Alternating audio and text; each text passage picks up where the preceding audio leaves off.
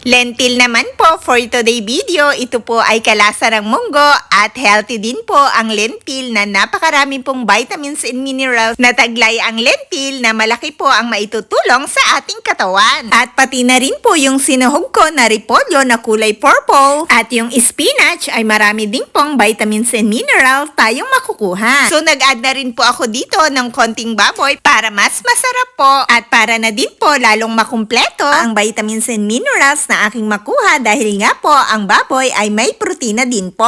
Magbigay po ako ng mga benefits ng lentil. Ang lentil po ay nakakatulong mabalance ang ating mga blood sugar. Paano nga po ba nababalance ng lentil ang ating mga blood sugar? Dahil kapag po tayo ay kumain, ang glucose level po natin ay tumataas at pagkatapos naman po niyan ay bumababa na maaari pong pag-crash ng ating mga energy na pwede pong magdulot ng pressure sa puso. Pero dahil nga po nagko-contain ng soluble fiber ang lentil which dissolve in your stomach creating temporary lining that is slow digestion for regulated blood sugar. At napakainam din po ng lentil sa ating mga puso. Lentil are a plentiful source of fiber. Dahil nagtataglay po ito ng folic acid at potassium, iyon po ay sumusuporta sa ating mga puso. Ayon po sa pag-aaral, kapag mataas po ang ating fiber intake, ay malaki po ang tulong nun na mabawasan ang pagkakaroon natin ng sakit at ang mga may sakit naman po ay hindi lalala ang kanilang mga sakit. At meron din po itong iron na kailangan ng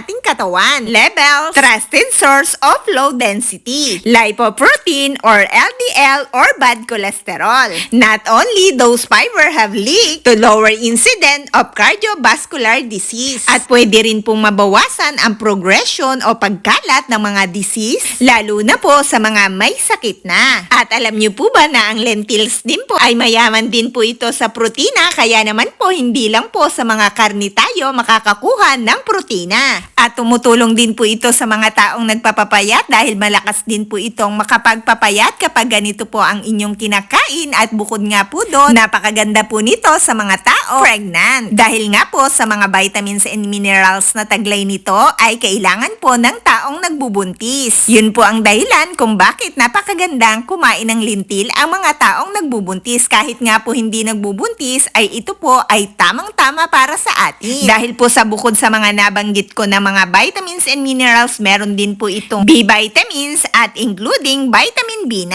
At nakakaboost po ito sa ating mga energy. Meron din po itong magnesium at potassium. Kaya po super healthy po talaga ng lentils. Kaya naman po kung merong lentils dyan sa lugar mo ay pag-aralan mo na pong kumain o kaya naman po ay dalasan mong kumain ng lentils dahil po talagang makakaiwas ka na sa napakaraming sakit at napakadami pong vitamins and minerals na benefits na kailangan ng ating katawan. Kaya po kung mapapansin nyo ang mga doktor na laging nagpapayo ay lagi pong sinasama nila ang mga lentils at iba pang mga legumes na pwedeng-pwede po nating i-alternate sa mga pagkain na bawal sa atin. Kaya po, kain ka na rin po ng mga legumes.